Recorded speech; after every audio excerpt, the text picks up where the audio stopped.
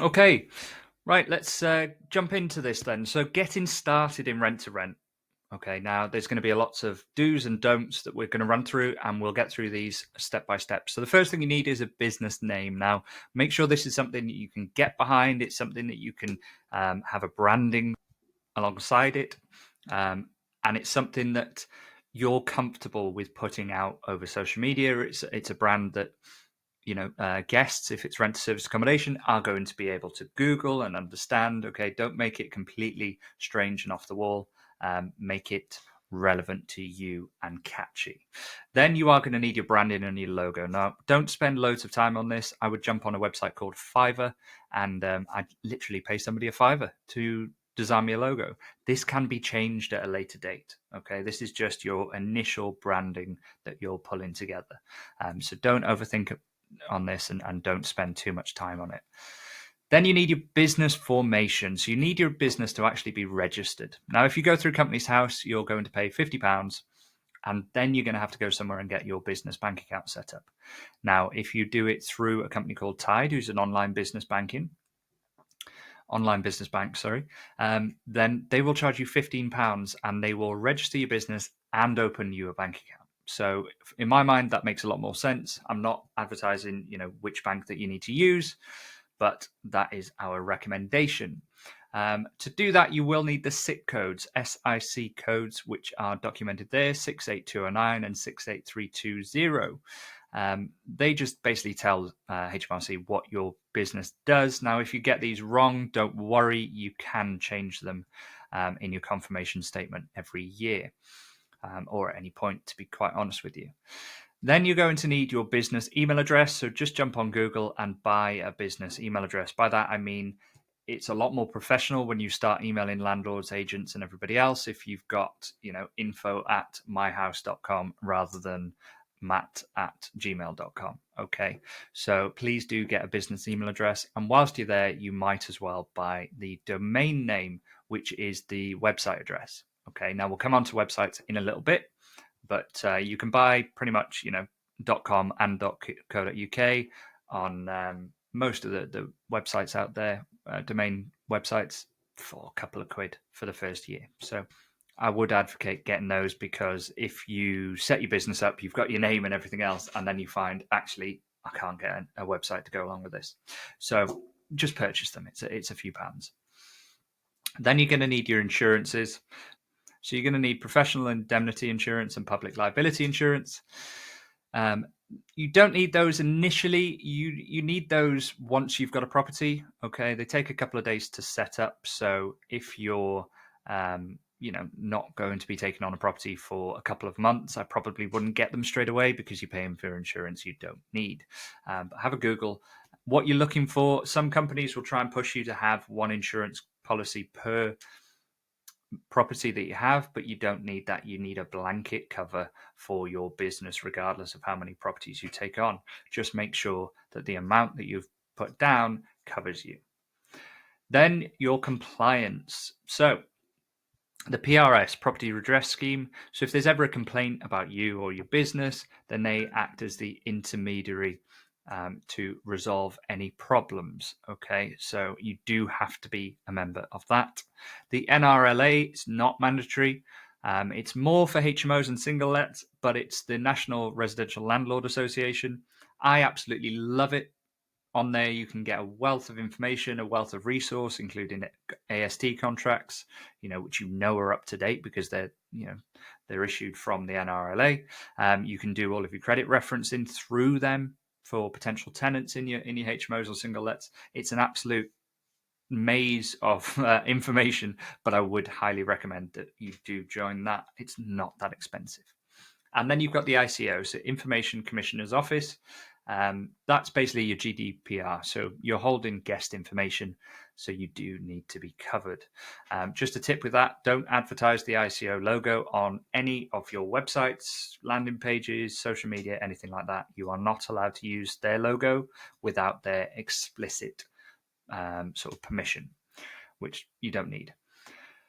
Then if you're deal sourcing, you will need to be AML compliant. Now, I won't go through that in this video. We'll probably do another video on that. But if you want to learn about compliance, then please just drop me a DM saying AML compliance, and we can talk you through that. That's absolutely fine. And then what you don't need. So you do not need, contrary to what most people will tell you, you do not need a website at this stage.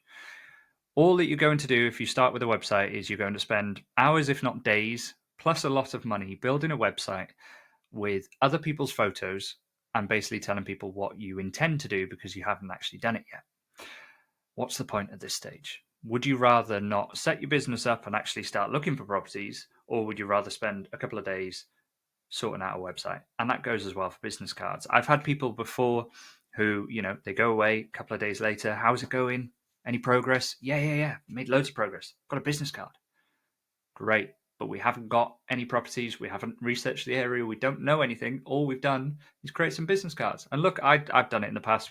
When I first started out, you procrastinate. So all of these things and anything else that sucks your time away from actually finding properties does not need to be done, and it can be pushed to one side.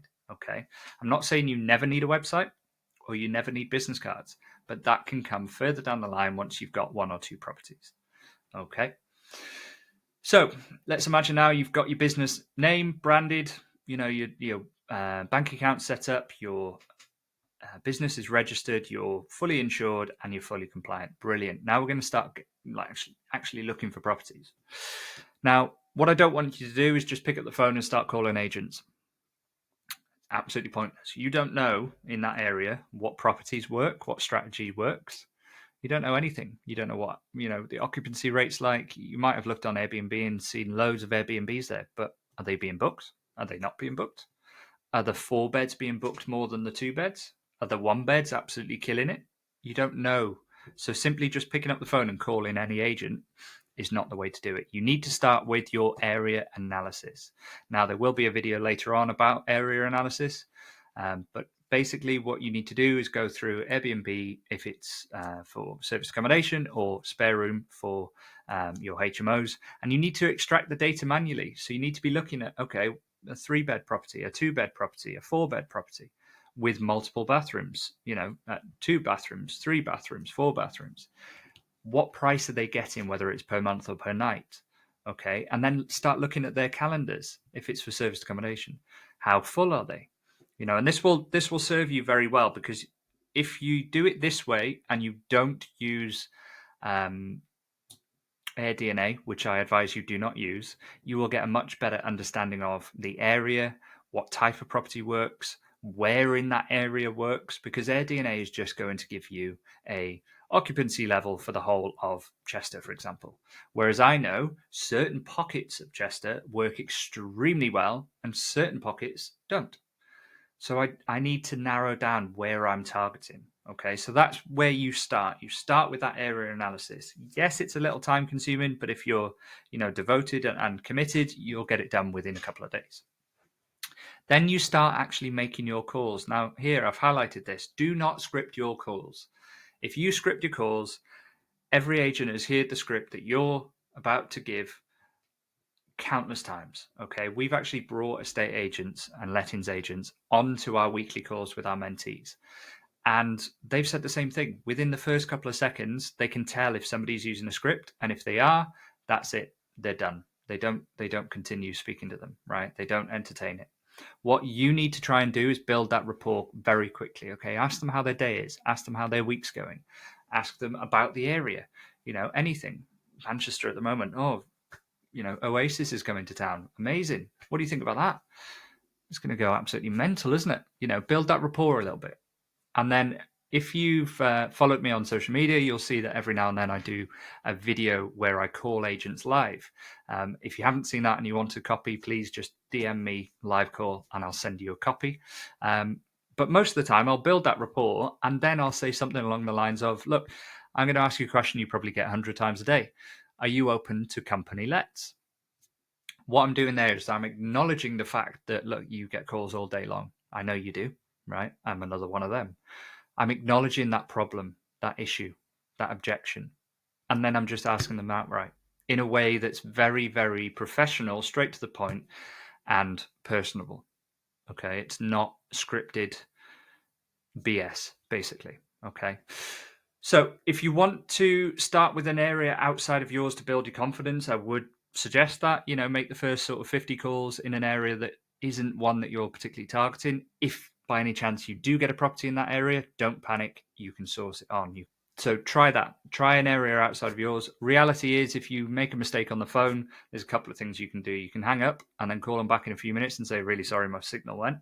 Or ring them back in a week. They'll have forgotten who you are because of the number of calls they get. Okay, so don't overthink this. You are going to have to make around about 200 calls to get your first yes. That's just statistics. There's a few other reasons behind that, but mainly it's just statistically that's how long it takes you. Then you move on to messaging. So you want to be messaging on OpenRent, Gumtree, Facebook, Spare Room, potentially, right? What you're looking at there is you don't want to mention company let. You don't want to say that you're a business, right? You want to say as little as possible and get that person on the phone.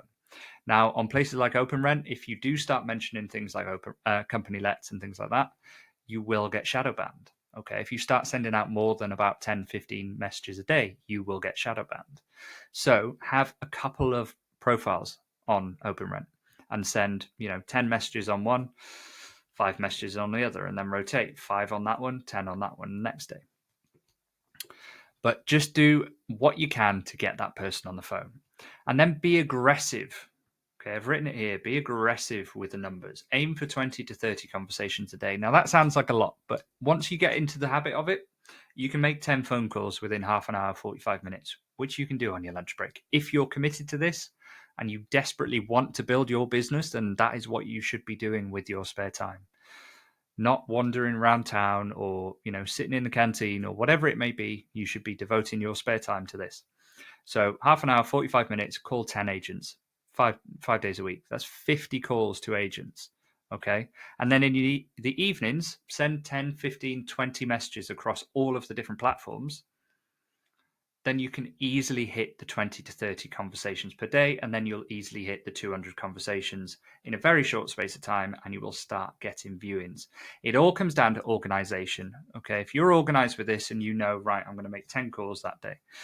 But if you don't know your area, if you don't know what type of properties you are going to be calling about, then you don't know when it comes to your lunch break who to be calling. Whereas if you know the type of properties that you want to be looking for, then when it comes to lunchtime, great, I know who I'm calling.